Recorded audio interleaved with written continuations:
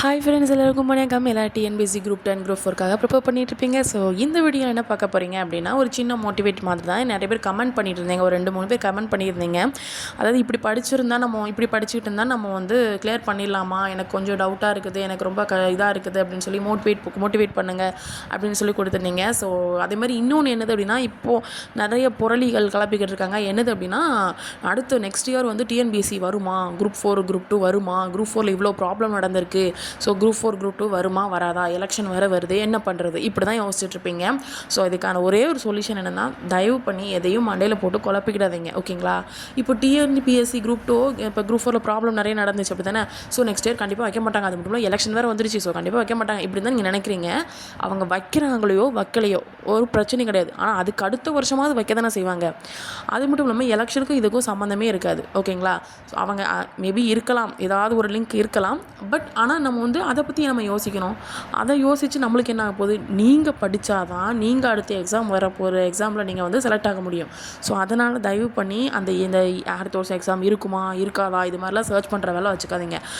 உங்களோட இது என்னது, படிக்கணும், அவ்வளோதான். அவங்க இந்த டார்கெட் கொடுத்துருக்குறாங்க, அவங்க டார்கெட்டை மாற்றவும் செஞ்சாங்க, சிலபஸையும் மாற்றினாங்க, எங்கெங்கேயோ எடுத்தாங்க, எப்படி வேணாலும் இருந்துட்டு போதும். நம்மளோட இது பேசிக் என்னது, அடித்தளம் என்னது, ஸ்கூல் புக்ஸு. ஸோ அதை கம்ப்ளீட் பண்ணுவோம். ஸோ நெக்ஸ்ட்டு வந்து என்னது அப்படின்னா, நம்ம ஸ்கூல் புக்ஸோடையே அப்படி நிப்பாட்ட போகிறது கிடையாது. ஸோ அடுத்து என்னன்னா, அதர் சோர்ஸ் புக்கும் நம்ம எடுக்க போகிறோம். ஸோ அதையும் நம்ம படிக்கத்தான் போகிறோம், ஓகேங்களா. ஸோ என்ன இந்த ஒரு மாதம் வந்து உங்களுக்கு எப்படின்னா, இந்த 2 மாதம் வந்து கொஞ்சம் ஸ்லோவாக போகிறேன். ஏன்னா உடனே நான் உங்களுக்கு பெரிய லெசன் நான் கொடுத்துட்டேன்னா, நான் இதுக்கு முன்னாடி என்னோடய பழைய வீடியோலாம் நீங்கள் பாருங்கள், என்னோடய ஷார்ட்ஸ் வீடியோலாம் போய் பாருங்கள். எந்த டைம்னாலும் என்னோடய கண்ணை நீங்கள் பார்த்தீங்கன்னா அவ்வளோ பயந்துருவீங்க. ஃபுல்லாக அப்படி கருவலையாக இருக்கும். ஏன்னா எனக்கு நைட் ஸ்டடி திடீர்னு எஞ்சி உட்காந்து படிப்பேன். அந்த மாதிரி படிச்சுட்டு இருந்தேன்னா இப்போ வந்து டோட்டலாக சேஞ்ச் ஆகிட்டேன்.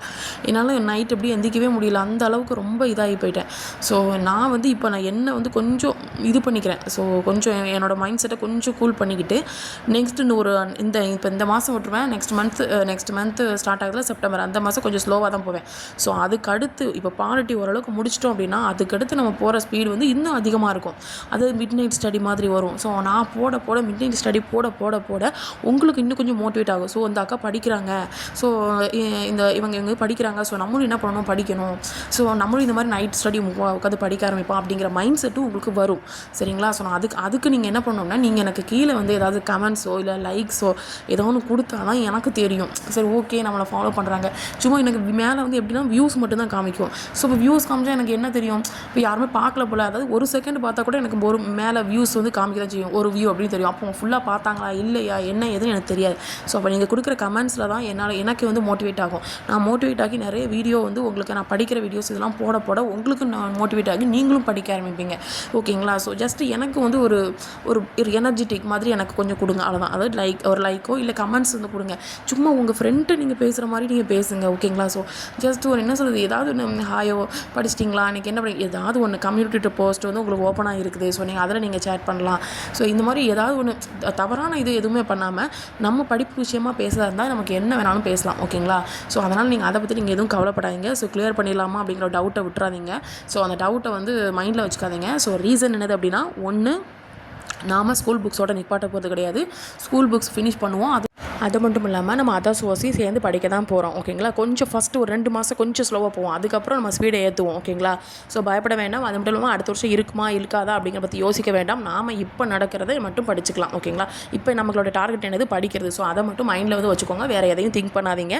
ஸோ படிச்சிடலாமா, முடிச்சிடலாமா, பாஸ் ஆகலாமா இல்லையா அப்படி எதையுமே யோசிக்க வேண்டாம், ஓகேங்களா. எல்லாம் படித்து தான் போய் எக்ஸாமில் போய் கிளியர் பண்ணுறாங்கன்னு இல்லை, ஓகேங்களா.